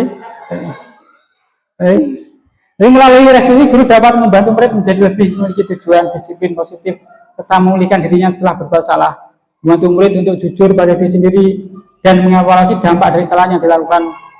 Memberikan penawaran bukan paksaan. Jadi contohnya kasusnya tadi ya, kasusnya bagi manajer tadi ya, dicari solusinya Dino dan Anto tadi ya, saat menyobek kancing bajunya itu ya, itu ditanya, alasannya bagaimana, terus ya itu. Ya. Ini untuk segi restitusi ini ada 3 langkah. Apa saja itu? Ini ya, ini adalah tahapan. Ada 3 tahapan dalam menerapkan segitiga restitusi. Ada 3 tahapan. Tahapan yang pertama itu adalah menstabilkan identitas ya. Menstabilkan identitas, distabilkan. Jadi setiap orang itu pasti ya pernah melakukan kesalahan. Jadi anak itu melakukan kesalahan, misalkan membuat temannya nangis, terus sedih, takut, itu karena setiap orang itu pasti pernah melakukan kesalahan. Jadi ketika menemui anak yang nakal, jadi harus distabilkan dulu. Saat ada konseling itu ya, dipanggil, maka langkah pertama itu distabilkan dulu emosinya, ditanya kenapa kamu melakukan seperti ini, kenapa ya kok melakukan kesalahan ini, kenapa ya, terus kamu itu bukan satu-satunya yang pernah melakukan ini, bapak juga pernah salah. Terus langkah kedua, validasi tindakan yang salah. Kamu tentu punya alasan mengapa melakukan itu. Adakah cara yang lebih efektif untuk mendapatkan apa yang kamu butuhkan? Jadi ditanya itu adalah validasi tindakan yang salah. Ditanya, kenapa anak itu melakukan suatu kesalahan? Pasti punya alasan. Inilah validasi tindakan salah. Kemudian yang ketiga itu menanyakan keyakinan. Nilai-nilai apa yang telah kita sepakati? Jadi keyakinan kelas tadi ya. Jadi kan Bapak Ibu sudah membuat keyakinan kelas, ada tanggung jawab, ada rasa empati, ada saling menghormati gitu. Itu saat terakhir, langkah yang ketiga itu menanyakan nilai-nilai apa yang sudah kita sepakati. Kemudian ditanya lagi, kamu ingin menjadi orang yang seperti apa? Ada 3 ini ya, restitusi itu. Menstabilkan identitas, validasi tindakan yang salah, dan nilai-nilai dan menanyakan keyakinan.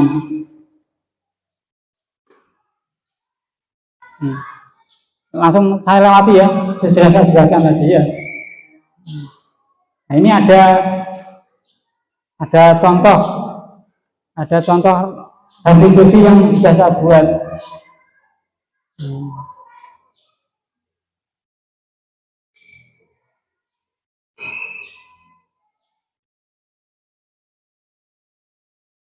Ini video penerapan restitusi yang sudah saya buat ya.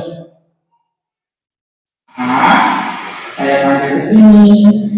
Ada suatu ujian semester kami menimbulkan antara Kita menceritakan psikologi sedianya.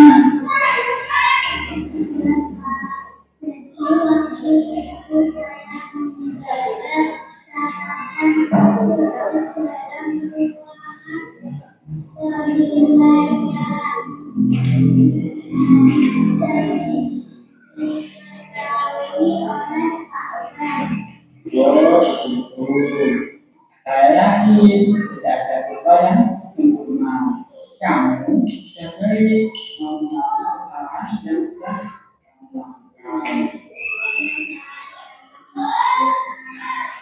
Saya tanya lagi, kenapa kok kamu protes?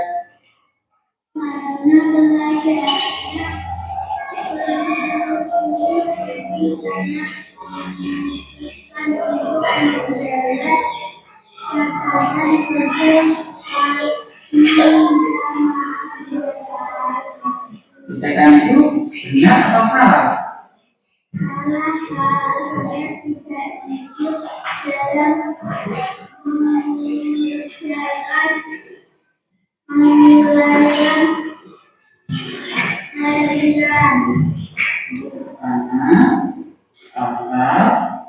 yang akan kami lakukan?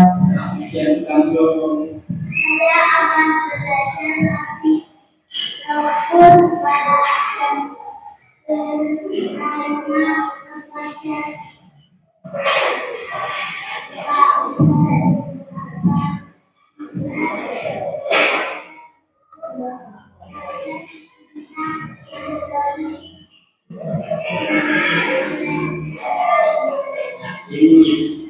Bapak Ibu pasti akan nanti membantu kalian. terima kasih Pak.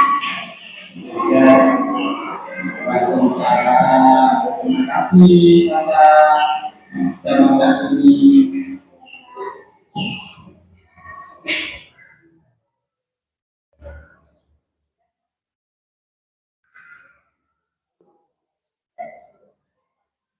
Ini tadi contoh ya, contoh penerapan restitusi. Ya, thank you, sudah selesai ternyata ya. Mungkin ada pertanyaan atau ingin menambahkan karena saya juga masih belajar di sini. Mungkin dari pemaparan yang sudah saya sampaikan tadi, mungkin ada masukan untuk perbaikan ke depan bagi saya, atau mungkin bertanya boleh, memberi masukan juga boleh. Bu Ruby, mungkin untuk saya ke depannya, karena ini masih saya belajar menangani anak SD ya, butuh transisi saya ya, butuh apa? Membutuhkan adaptasi. Ya. Assalamualaikum warahmatullahi wabarakatuh. Terima kasih. Di sini kami hanya ingin menambahkan sedikit, tapi sudah disampaikan oleh Pak Ben, materi yang sangat luas dan menambah ilmu bagi kami sebagai guru kelas 1. Memang ini sangat cocok bagi Bapak Ibu guru kelas rendah pertama, dan tidak menutup kemungkinan tidak baik dari guru kelas atas. Namun yang paling sangat bermanfaat, sangat mendukung sekali ilmu tadi untuk kelas rendah, karena memang untuk kelas rendah itu butuh sekali kasih sayang dan bimbingan. Bapak Ibu guru memang harus mengikuti, tapi ini Pak tambah kami, tapi meskipun kita ikuti kehendak anak-anak, sebaiknya kita tetap ada batas-batas tertentu. Misalkan kalau sudah terlalu kelewatan, misalkan ya, kalau anak itu sudah terlalu melampaui batas kita ikuti, itu perlu kita arahkan. Jadi misalkan begini, misalkan sebelum waktunya istirahat, anak-anak, saya istirahat ya Pak, istirahat itu belum waktunya, itu bisa diberitahukan atau disampaikan, tidak selalu dituruti. Anak-anak, ini waktunya masih belajar, nanti kalau sudah waktunya istirahat, kalian boleh istirahat. Jadi meskipun dituruti atau diikuti kemauannya, itu ada batas-batas tertentu yang harus kita istilahnya pegang. Kita juga punya prinsip dan tujuan seperti itu Pak. Jadi boleh dituruti, tapi ada batas dan apa yang kita kehendaki untuk anak-anak ke depannya. Kita kan punya tujuan, meskipun anak-anak dituruti, pada akhirnya nanti apa yang kita inginkan, tujuan yang kita inginkan dalam pembelajaran itu akan tercapai. Seperti itu Pak.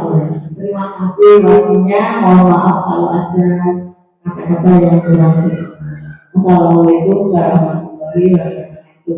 Waalaikumsalam warahmatullahi wabarakatuh. Terima kasih Bu Ruby atas masukan. Ini merupakan masukan yang sangat luar biasa bagi saya untuk sehingga kedepannya itu akan lebih baik.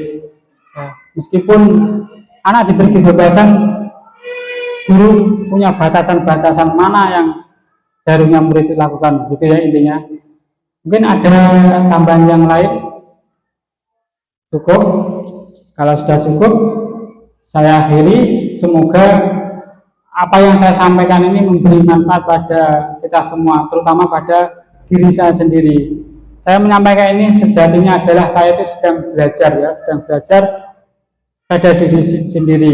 Tidak lantas saya itu menggurui panjenengan, tapi saya ini pada dasar saya ini belajar gitu, dan kita belajar bersama-sama. Semoga pertemuan pada siang hari ini memberi manfaat sehingga memiliki dampak yang positif bagi peserta didik, gitu ya. Saya akhiri. Assalamualaikum warahmatullahi wabarakatuh.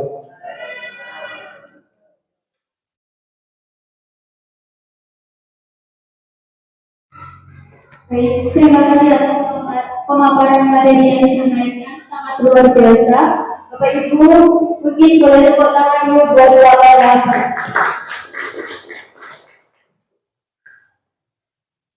Acara demi acara telah usai.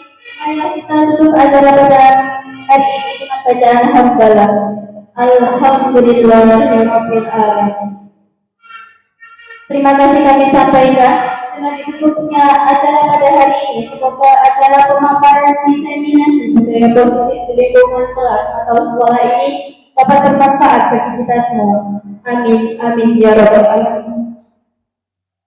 Bapak Ibu yang saya hormati, saya selaku pembawa acara dan mewakili Bapak Warlabra SPDI. Mohon maaf apabila ada kesalahan dalam tutur kata maupun perbuatan. Saya akhiri. Wabillahi taufiq wal hidayah. Wassalamualaikum warahmatullahi wabarakatuh.